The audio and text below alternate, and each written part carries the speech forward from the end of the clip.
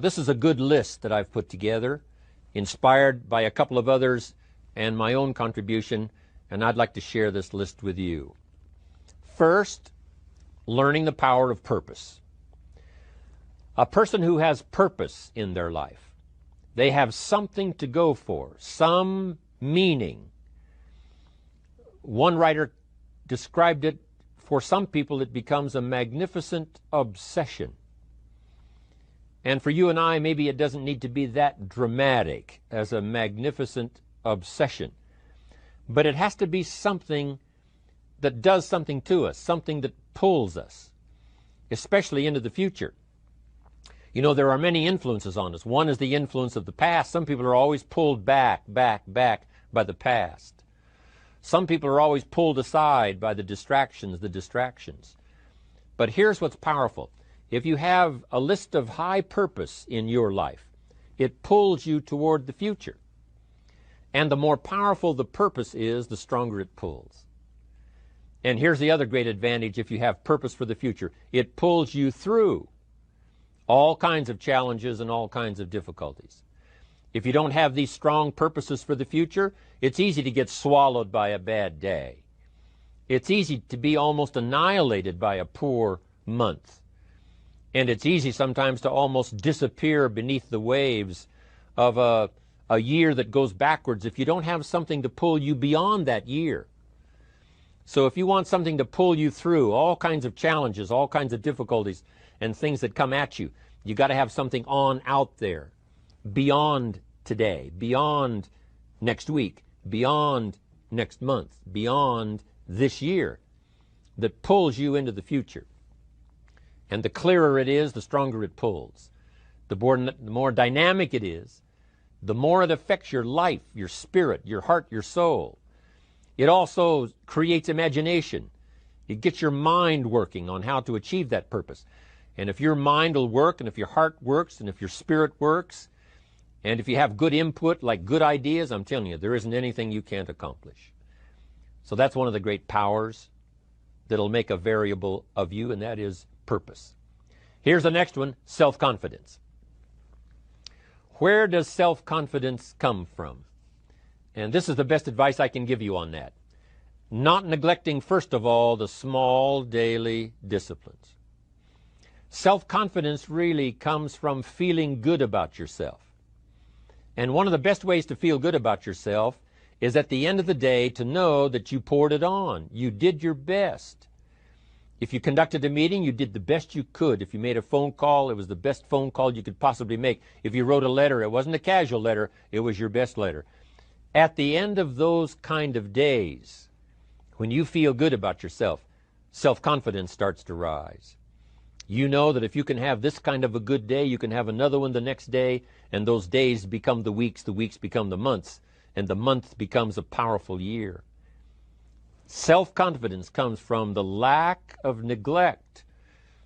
If you will not neglect to do the small daily disciplines, that's where self-confidence comes from. Part of good health is self-confidence. I know I'm going to be healthy. I take the Herbalife products. I eat the apple a day. I walk around the block. I do the jogging on the beach. At the end of the day, when you've really poured it on and you've done all the stuff, self-confidence grows. That self-confidence affects your health. It affects your future. It affects your psyche. So this is true. One of the great powers is self-confidence. Self-confidence means willingness to do whatever it takes to achieve. Some people say, well, I'll do it for a little while and see what happens. You know, I'll try a couple of things. If that doesn't work, I'm out of here. And all of us know that kind of person doesn't have much of a future. But if you're willing to do whatever it takes, if I have to learn a couple of things, I will learn those things. If I got to learn 5 or 6 things, I'll learn all 6. If I have to take an extra class, I'll take an extra class. If I've got to read the books, I'll read the books. If I have to consult with people who know more than I know, I will do the necessary consulting. Whatever it takes, I will do. That starts to develop unbelievable self-confidence. Self-confidence also comes from the ability to rise above your circumstances, to rise above what happens, the petty little things, the discouraging things that would sink everyone else's ship except yours, that would cause someone else to quit early in the day, but you keep going. That kind of willingness to overcome all circumstances, whether it's the little challenges or the big challenges. If you're willing to do that, I promise you, this kind of power will work for you, and in you, the variable, it'll make a difference. The third on the list I had was enthusiasm. And here's what I wrote about enthusiasm. Enthusiasm that's powerful is mostly enthusiasm that is enthusiasm inside, 90%, 10% outside. We all know what the enthusiasm is like when somebody lets us see their enthusiasm, which is like the 90%, and only 10% of it is inside.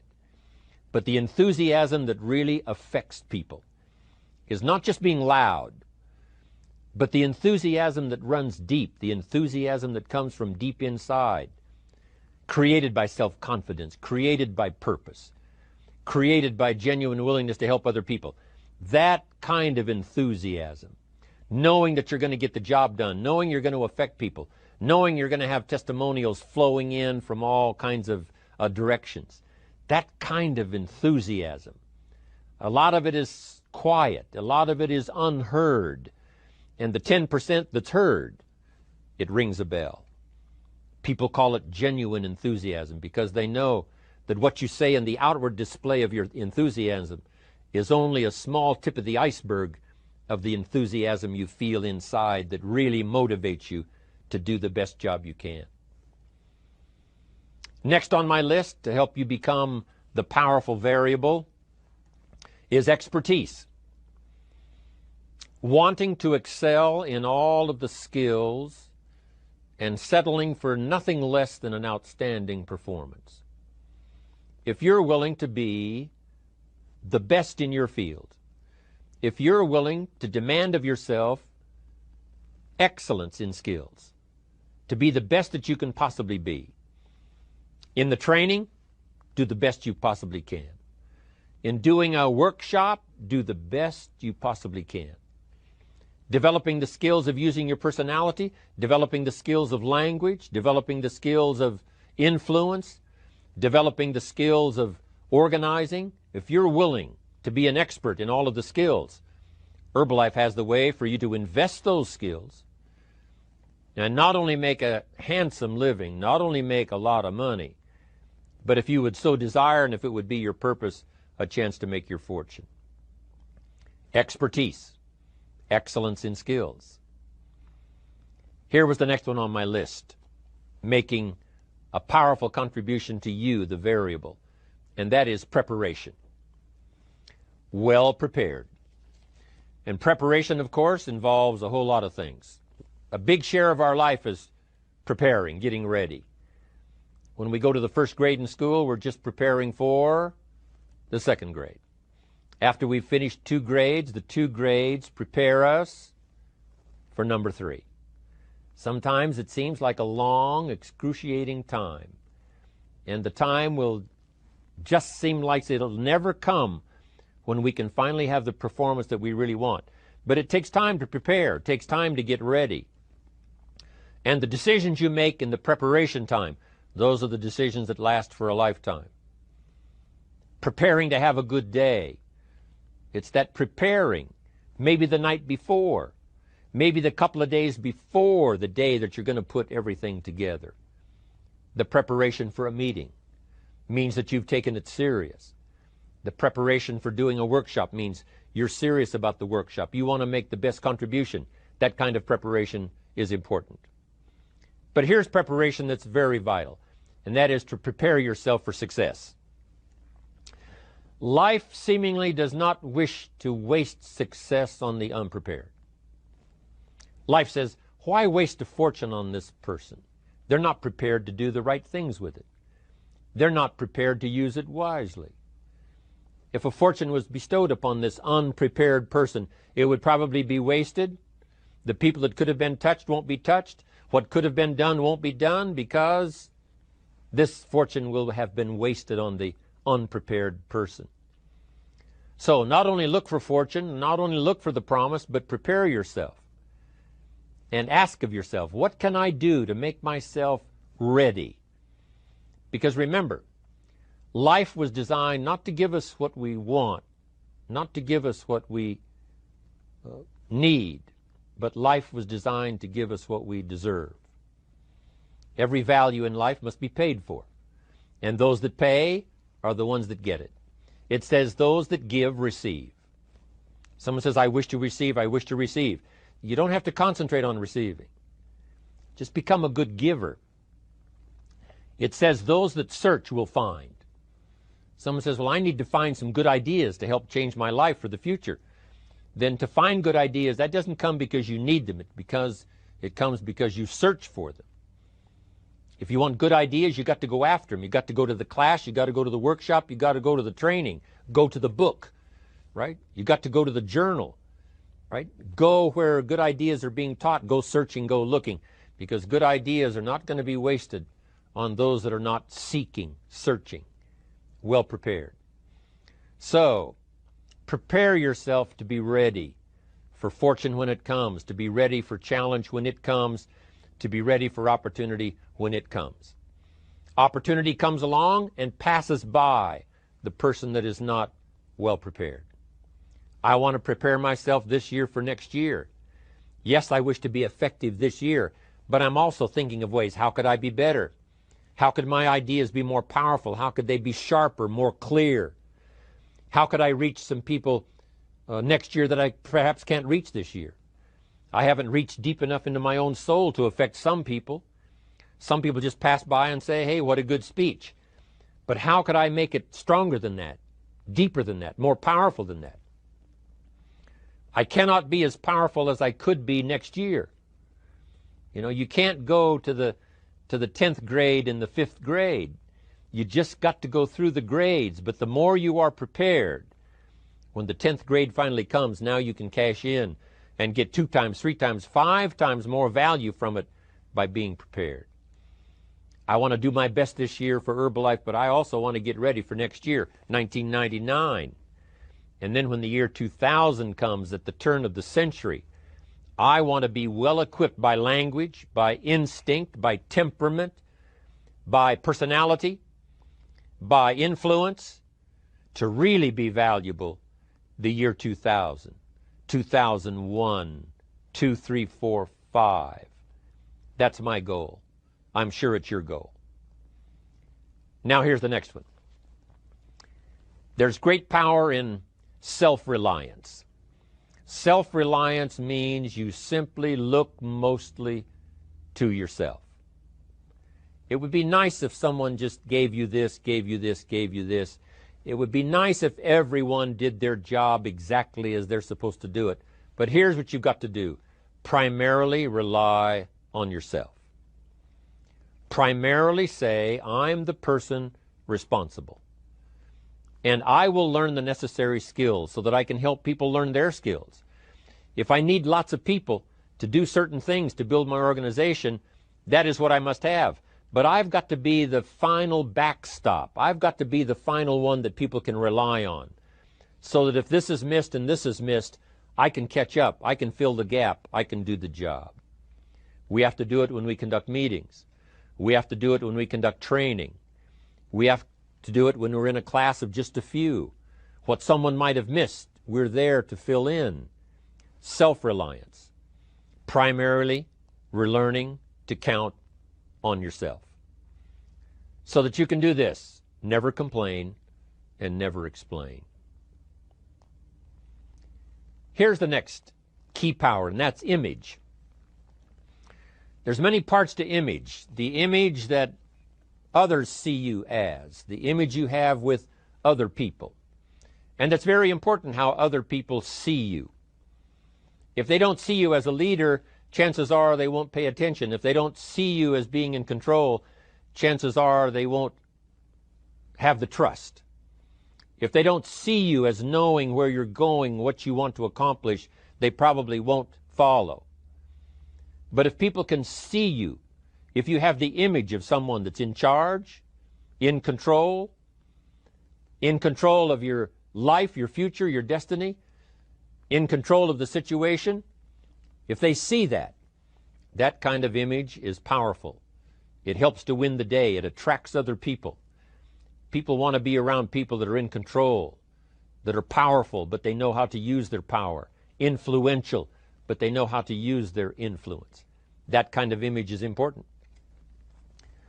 But here's a very important image, and that is your image of yourself.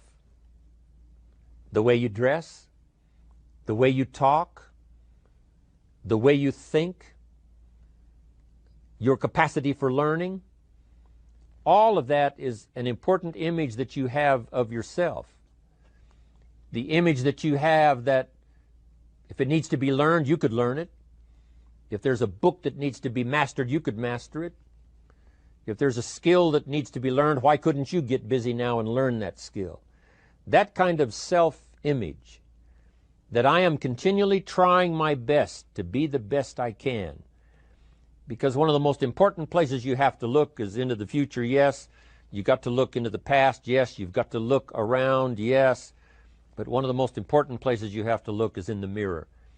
You know, how I appear to other people, that's important. But how I appear to myself is the ultimate importance. That kind of image, to where you'll develop the self-confidence, you'll develop the self-reliance. Now here's another one in my rather short list. The next word is character. Becoming a person of high values, a person of principles, a person of honesty, a person that earns respect. That kind of character. It took character when Mark started to put the marketing system together. How can we have a system that will build in the integrity, that people will know that if this happens, then this will happen. And if this goes wrong, here's the way to fix it. Unless you have the principles and the character and the integrity to put together a viable plan for a wide variety of people, then the system is not going to last very long. And I've been around long enough, and I'm sure you have been around long enough to see a lot of systems that got started, but they failed. And the reason is because they were not constructed with integrity. They were not constructed with character. They were not constructed with doing the right thing. They might have been constructed to take advantage. You know, cash it out as quickly as possible and leave. Mark was involved when others took advantage of him all those years ago before Herbalife. When someone took advantage and didn't have the character, didn't have the principles, and didn't have the character to stay, the character to see it through, the character to do the right thing. So this is important, to develop the character within yourself, that people see you as honest, as fair, willing to do the right thing, willing to be helpful, but always willing to walk the center line, not to pass the line.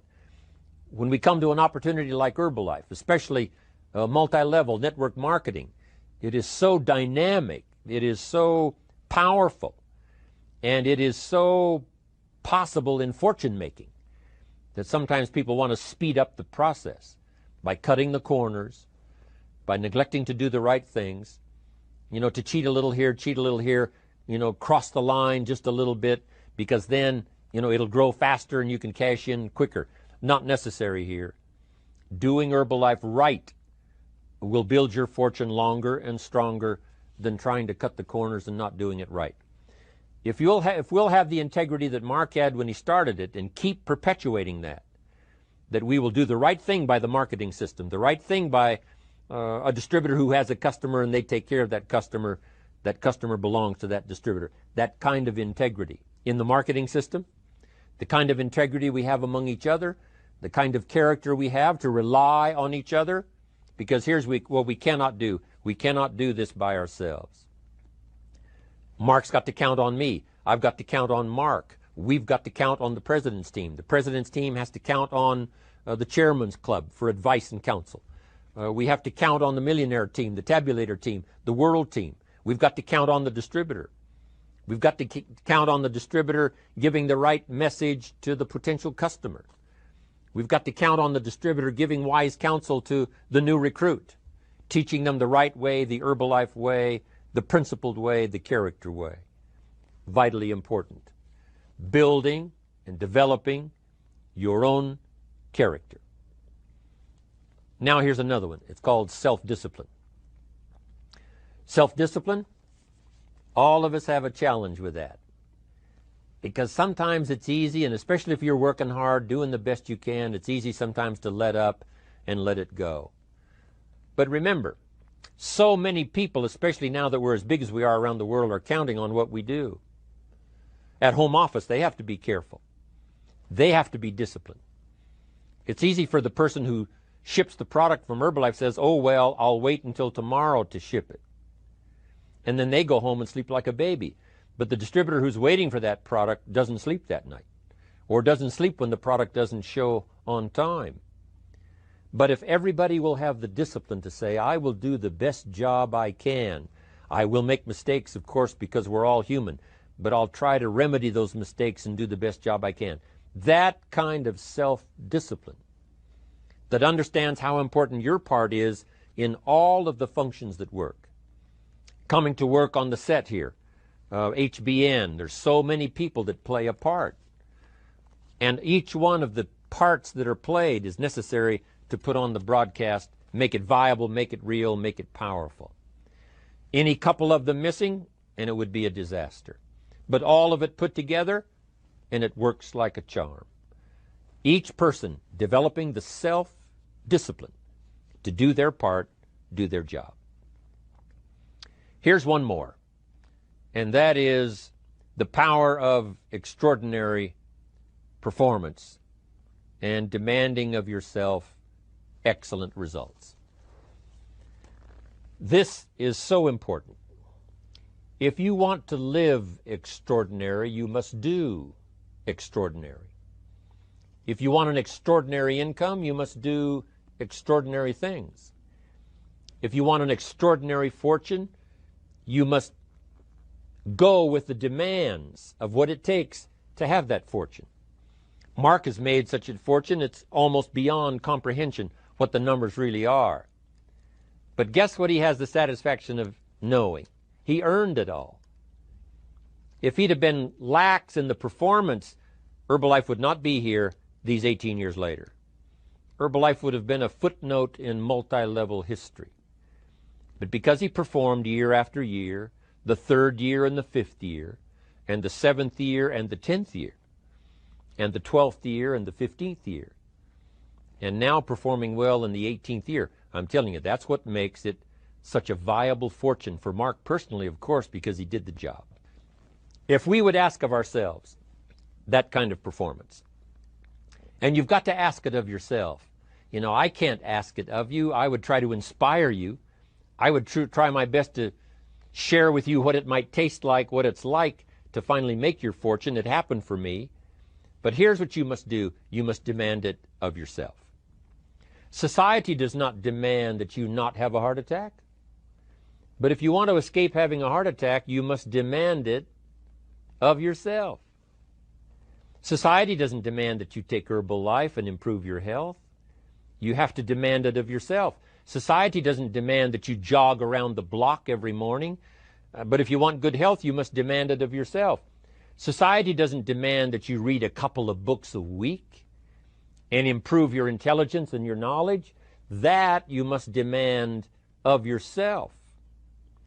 Society does not demand that you build a financial wall around your family nothing can get through. That's not a demand of society. But you must demand it, if you wish it, you must demand it of yourself. Society doesn't demand that you learn a list of 10 skills in order to ensure your own future and the future of your family. Society doesn't demand it, doesn't require it. It is not a law. But if you want the benefit, you must demand it of yourself. Autographs and Girl Scout cookies. I mean, I'm in the market. I really appreciate it. Everybody doing okay? Say, I'm okay. Does anybody have 5 pages of notes already? Okay, I'm sure you're filling up your book. I appreciate that. First, let's talk about my version of financial independence. You've heard from Brian. You've heard, some excellent advice. Dennis, these guys are long time experienced, and I'm sure you've got good notes on their presentation. This little bit I, designed long time ago. It's still valid today. Here's one of the major goals to go for: financial independence.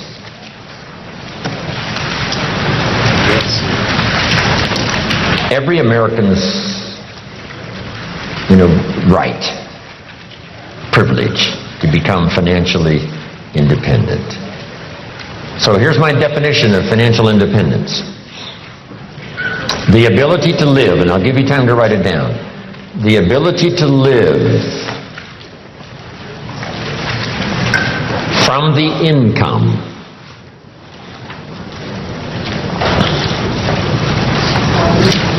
of your personally invested resources.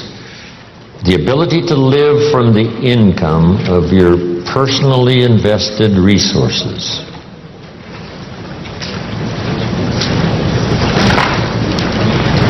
That's the simple definition. That from the resources you've invested, the income from those resources, you could live. Here's one of the advantages of financial independence. Now you can work or not work. Or you can certainly choose the work to do. Now you can work by choice, not by necessity. And here's one of the best: to be able to work for joy and not for necessity. At first, of course, we have to work for necessity. But if you can finally reach the point where you can work for joy, not for necessity. That happened for me all those years ago. My father kept talking about financial independence, debt-free, no one having a claim on your assets, finally being able to live from the income of your invested resources. I remember the joyful day when that finally arrived. So what I've done now, most of my life, I've had the unique privilege of working for joy, not for necessity. Not that the joy doesn't bring you more income. Not that working for joy doesn't make you another fortune. It certainly has for me, right? Another fortune and another fortune and another fortune.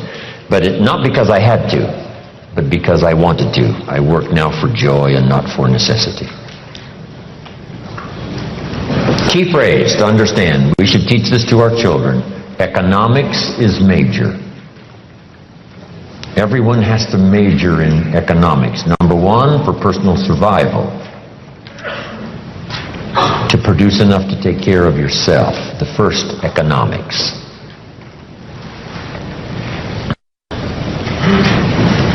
The next good phrase on economics: it's not what you earn, it's what you do with what you earn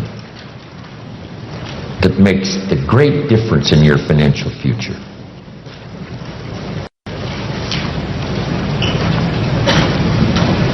All of this is determined by your own philosophy. It's important early, and kids have to have a personal philosophy working even when they go to school.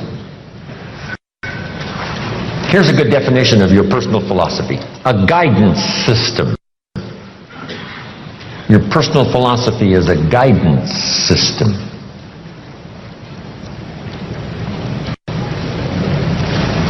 And it does simply two things: helps you to see the opportunities, take advantage of those. Helps you to see the dangers, minimize those. And as we learn and grow, we learn hopefully early to spot the dangers so they don't overcome us. Hopefully we learn early to see the opportunities and take advantage of those, maximize them if we can. That guidance system is like a sail on a sailboat. The winds are always blowing: favorable winds, unfavorable winds, stormy winds, economic winds, political winds. The wind is always blowing. But to arrive at a predetermined destination, not just the blowing of the wind that we have to deal with. Here's the major part, the set of the sail. The set of the sail is what you learn, gathering information from these 3 days. Talking to each other, gathering more information, filling up one journal, then another one. Information. Guidance on how to trim the sail, set the sail. The Sunday morning sermon, the lyrics of a song, the dialogue of the movie. Words put into good structure so that they deliver enlightenment, information, knowledge. And we use that to set sail. And it isn't that you set sail once and then that's it and it's over.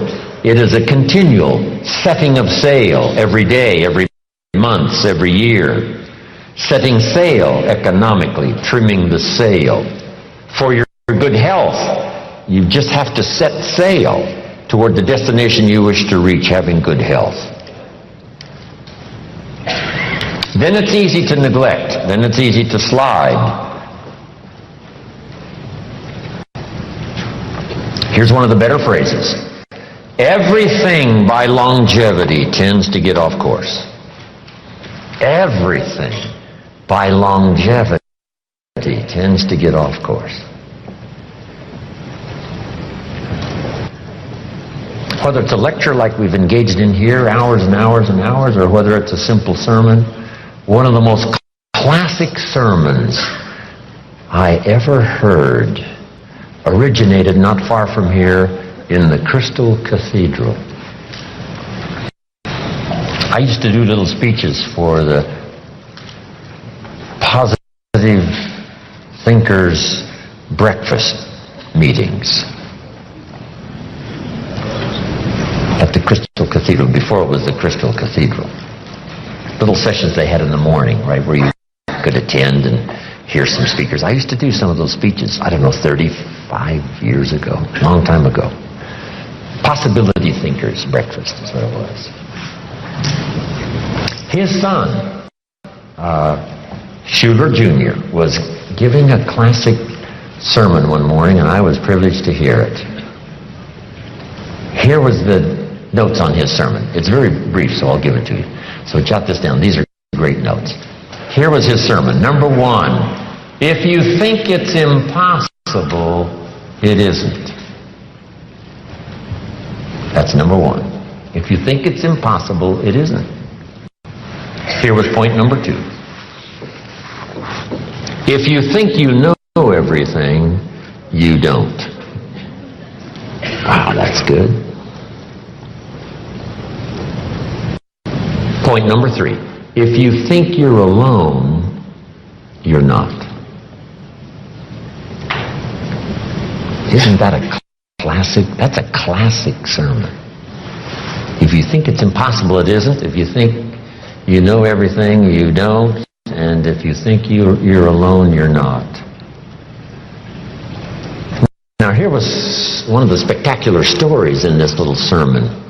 He told the story of Rich DeVos, who started the big Amway Corporation. Rich DeVos is in bad shape. Rich needs a heart transplant. And if he doesn't get it, he's not going to last very long. Now, fast forward. Rich DeVos finally gets his heart transplant. And what was spectacular about the story was, after his heart transplant, he has dinner with the lady who gave him her heart.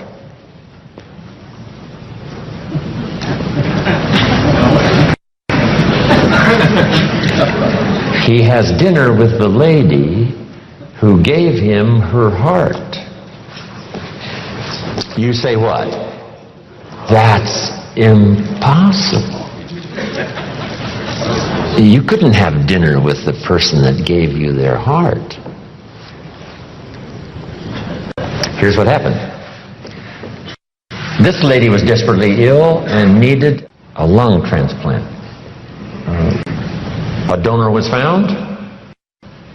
And sometimes it's much better in a lung transplant if the heart and the lung go together.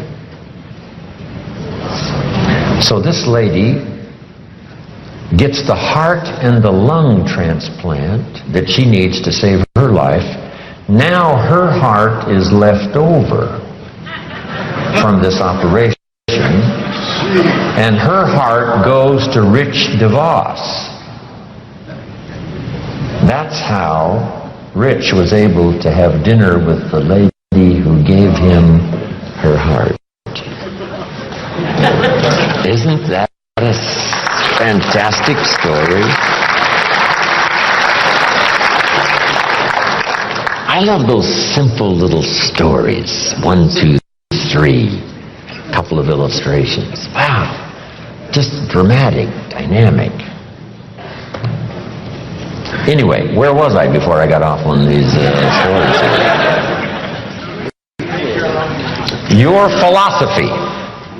Whether it's your philosophy about economics or your philosophy about marriage or your guidance system about good health, it's easy to get off track. So by longevity, we start, and sure enough, it drifts off course. And that's what sermons are for. And that's what the lyrics of the songs are for in personal conversation, is to get us what? Back on track. Back on track. And hopefully we're not too far off track so that it doesn't take too long to get back on track. So maybe that's all you needed this weekend. You're doing pretty good, but in a few things you've drifted a little to the right or you've drifted a little to the left, or just by, a casual approach to some things instead of the serious approach, you're a little bit off track. And it doesn't take that long, if it hasn't gone on too long, to get back on track. But even if it's been a long time, you can start the process overnight. You can start the process. Decision making this weekend could be some of the most important of your life and your future. Not because we have given the seminars, but because the moment was right for you. And somehow it was said okay, and somehow it was delivered with sincerity. And you got the message, and this weekend makes a pivotal turn for you in terms of the set of the sail. Okay, your philosophy. Now, your philosophy about money. Someone mentioned the other day the love of money. What about money? What about success? It's a good debate. I've got a good question, and it's not necessarily a high moral question, but it's a pretty good question. If you could do better, should you? That's not a bad question.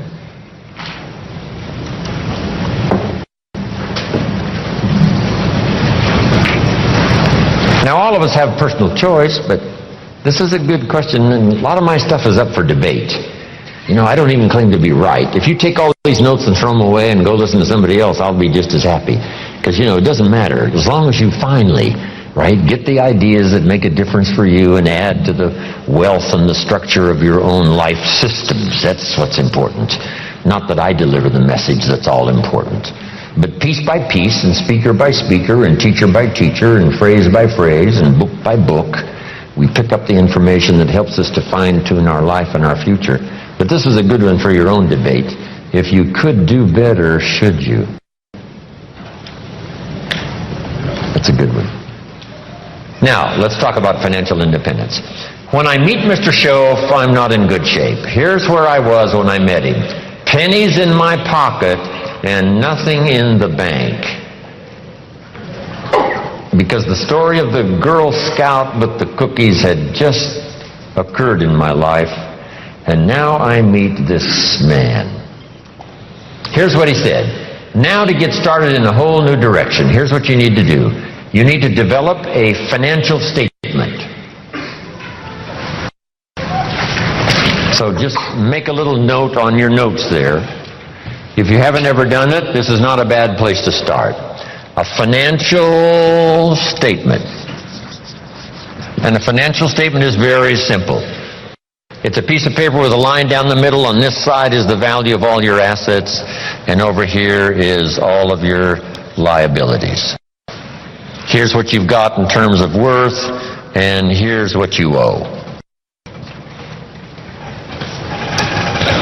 And then when you add up all of the value of your assets and you add up all that you owe, called liabilities, we come up with what we call now, finally, when you subtract one from the other, your current net worth. Now, this is not your net worth as a father. This is not your net worth as a parent.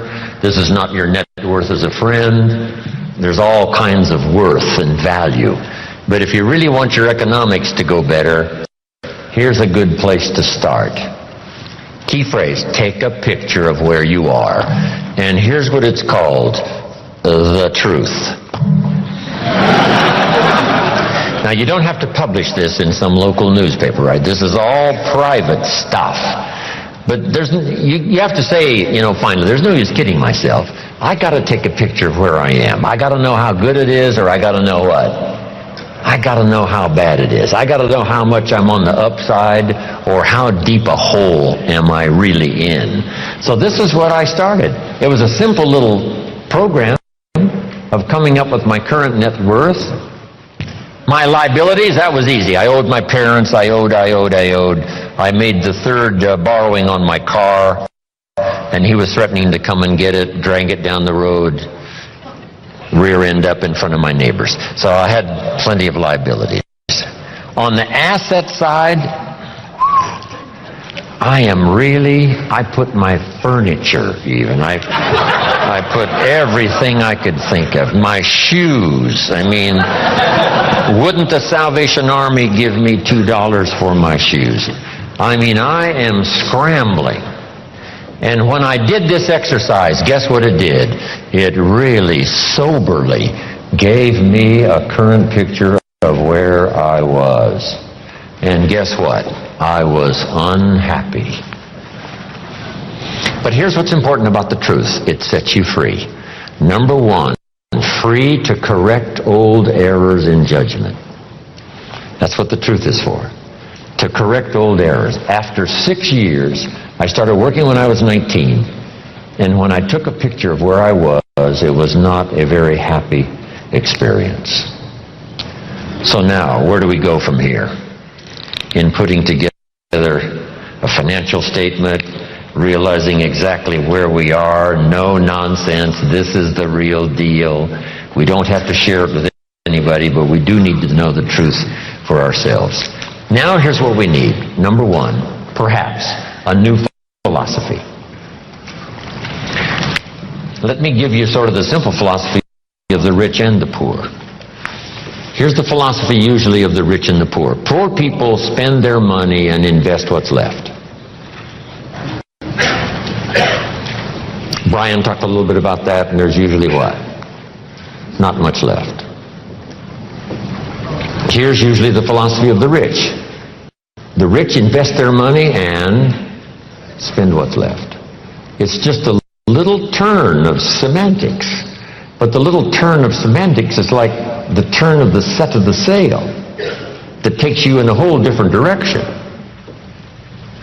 To wind up at a good place in 1 year, or a place, of average, mundane, where you don't really want to be.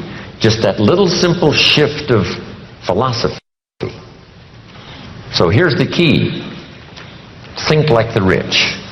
Invest your money first, then spend what's left. Don't spend your money and invest what's left. Now the whole key is lifestyle, and Brian touched a little bit on that. When I gave this little class one time at a school class, the teacher said, you must not, promise people that with a little bit of investment every month that they can, make their fortune, because people nowadays are overloaded. They're spending everything they make. Their standard of living is right up there. And I said, well, this is where it all begins. I said, could we think of someone, and this was a long time ago, of course, that makes $2,000 a month? She said, yes, no problem. We can probably find someone that makes $2,000 a month. What would this couple, this family tell you it takes to pay all the bills and just keep their head above water? And she said, well, $2,000. I said, could we possibly find somebody not far from here that makes $2,500 a month? Right? Maybe even both working combined. $2,500 a month, $500 a month more. what would this family say it probably takes to pay all the bills and keep your head above water? What would they say? Right? $2,500. So I said to her, what happened to this $500? How did it disappear? Wisely invested over some reasonable period of time, the return is unbelievable. And she said, I never thought about that. So jot this down. The money is always there, either to spend or invest. The difference in what you do with it is based on philosophy, not economy. It isn't the state of America's economy that makes the difference. It's the difference in your philosophy. Right? That illustration? Here's a book on how to get rich. It costs $20. Somebody says, well, a poor person can't buy that book. Say, no, it's only 7 Coca-Colas. And you either spend the money on 7 Coca-Colas or a $20 book that teaches how to get rich. So jot this down. Everybody has the money. Even the poorest of the poor. The key is how to spend it. The key is what to spend it for. And how you spend it. First, how you earn it is determined by your philosophy. Second, now, how you spend it is determined also by your personal philosophy. So what would be a good philosophy to follow? And this is the little simple form I want to give you on financial independence, wealth for the future. It won't take long now to jot this down. It takes a little longer to go do it, but here it is. What to do with $1? If a child asks what to do with $1, here's my suggestion. Never spend more than 70 cents. 70 cents. You've got to pick some number, right? This is the number I've picked, right? Listen to Brian, listen to Dennis, listen to me, and then refine your own to suit you. But I suggest don't spend more than 70 cents. Here's where the other 30 cents goes. 10 cents, 10% of your income for charity, church, whatever, supporting worthy projects, teaching children here to become generous. If kids understand generosity, they'll give you 10 cents out of every dollar that they earn. And this is a good place to start. It's easy to give 10 cents out of $1. A little more difficult to give 100,000 out of $1 million. You say, oh, if I had $1 million, I'd give 100,000. I'm not that sure. We better start you early, right? So that when the big money comes, it'll just be automatic. You won't even have to think about it. Okay? All right. So 10 cents for charity and church. Here's the next 10 cents. Active capital. Try to make a profit. It's called buy and sell. I learned to do this starting at age 25. It's how I made my first fortune. Buying and selling. Like the little boy who buys a bottle of soap for $2 and sells it for $3. Active capital means you try to make the profit. Buy a piece of property and improve it and sell it. Active capital. Keep saving up this active capital until you've got some to work with to buy and sell. Make a profit.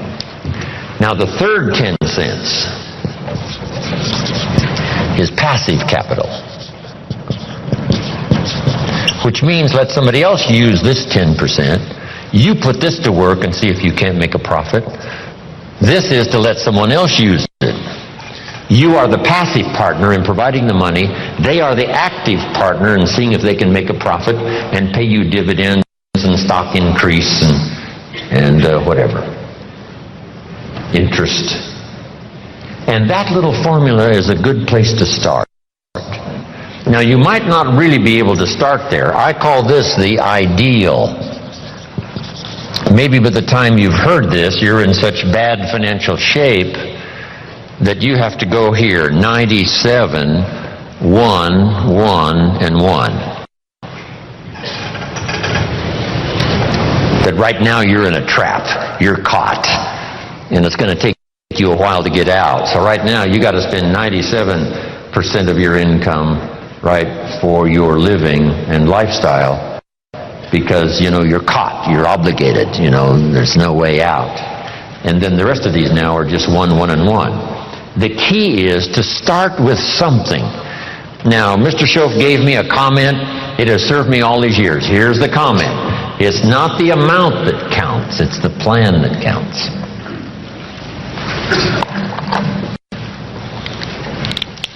When I first met him, I said, if I had more money, I'd have a better plan. He said, no, if you had a better plan, you'd have more money. So if you have to, you start with 97, 1, and 1. Then what do? Now comes the project, right away, of trying to get this 97 figure to go down and these other three numbers to start going up. This now becomes an exciting game to play. In another seminar, I talk about measuring progress. This is one of the great motivating factors in the world, is to start something and make progress. Start something and make progress. So Jim Rohn told us the ideal was 70, 10, 10, and 10. But I can't start there. I've got to start with 97, 1, and 1. And here's what you've got to understand. This is okay. I mean, if this is where you have to start, that's where you have to start. Then you start driving this number down and start driving these numbers up. And it's a whole game to play till finally you can arrive at this pretty good ideal way what to do with the money you earn from a paycheck or from dividends or from whatever sources. 70, 10, 10, 10. I mentioned the name Sarah Alfaro in Mexico. I taught her this, and she's been teaching it to the people she's responsible for over all the last 10 years. And some of them now are doing extremely well, making big money, and they've got houses and cars and, you know, all kinds of stuff. 70, 10, 10, and 10. Now, when you start getting into the big money, these numbers have to change again. I probably don't spend more than 10% of my income.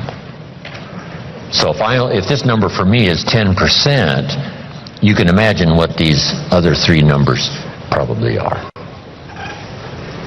So if you have to, you start here. Get to the ideal. And then when it really starts to flow in your favor, you rearrange this program again 10%. Because if you're doing big time, you know, you couldn't spend 70% of your income. It would be obscene.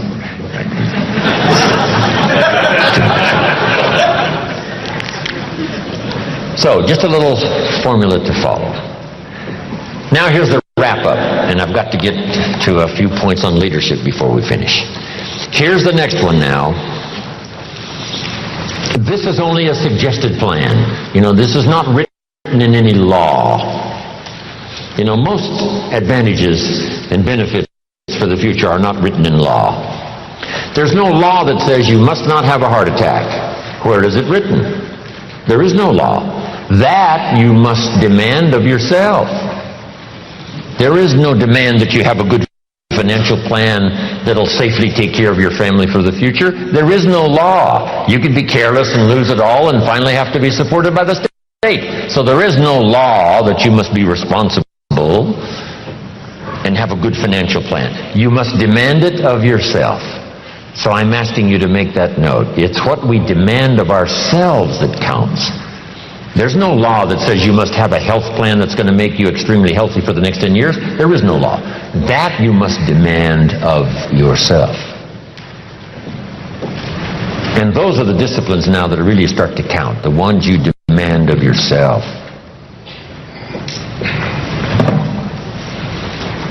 So, next, keep strict accounts.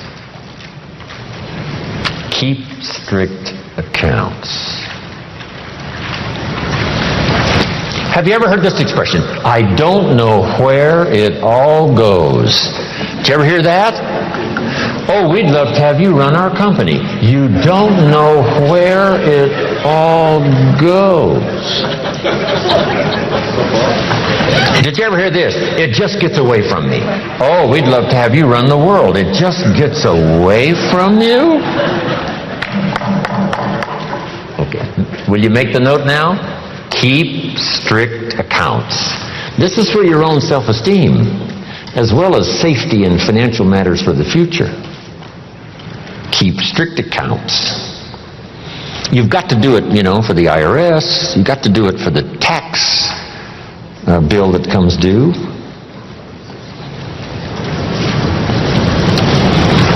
Then there's one more. Be happy to pay your taxes. And this is an assignment that's one of the toughest. I'm trying to finish this book I've been working on for so long. Hopefully I'll get it done one of these days. And the title is, Of Course Kids Should Pay Taxes. And it's a little book on really everybody should pay taxes. And then you need to know why.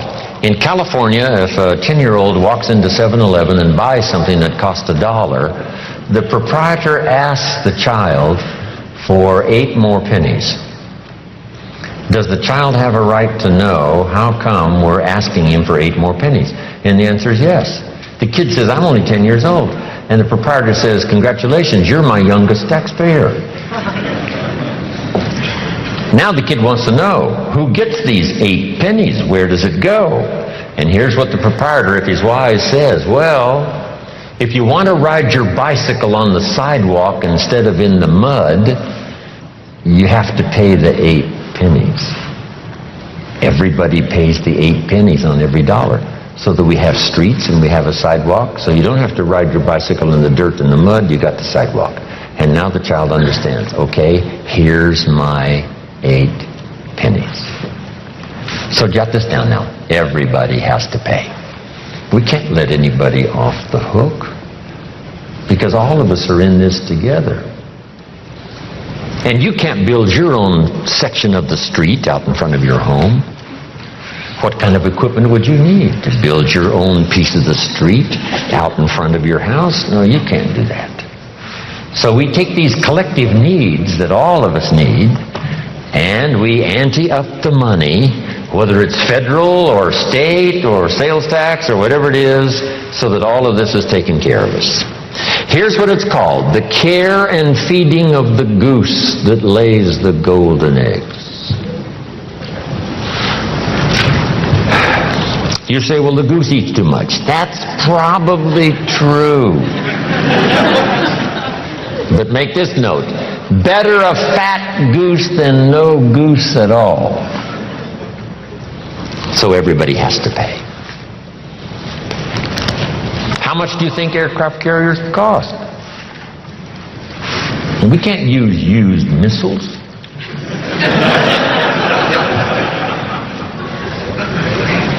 Here's where else the money goes. So you'll be safe in your bed at night while the policeman walks the beat. While we sleep, the Air Force doesn't sleep. While we sleep, the Army doesn't sleep. While we sleep, the policeman walks the beat and checks the doors. That's where the money goes. Once you have a vision of where the money goes, yes, for some things it costs too much. Yes, the government sometimes is too extravagant. Yes, all the yeses. But all those yeses are true for all of us. Sure, the goose might eat too much, but who doesn't? Should we have confession time here today? Say, no. Please let me off the hook. So you got to do the same with the government. Yes, the government needs to go on a diet and slim down and not spend quite so much. That's also true. But it's true of what? All of us. This is the deal. We're in all of this thing together. So finally, when I understood what this was all about, I finally became a very strange creature called a happy taxpayer. That's it. Now, should everybody pay? Let me give you one good illustration that comes from the Bible, and I'm finished. Jesus one day, and I'm an amateur on the Bible, but here's a classic story. The storyteller says, Jesus one day was out in front of the synagogue watching people come in, and with him were his disciples. So Jesus and his disciples are watching people come in to the synagogue. And the custom was, before they came into the synagogue, they deposited a contribution. They deposited the contribution, went on into the church. The story says some came with large contributions and went in. Some came with small contributions and went in. And as the disciples and Jesus watched, a little lady came along and she put 2 pennies in the treasury and walked in. And Jesus said, "Look at that." And his disciples said, 2 pennies, 2 pennies, what's 2 pennies?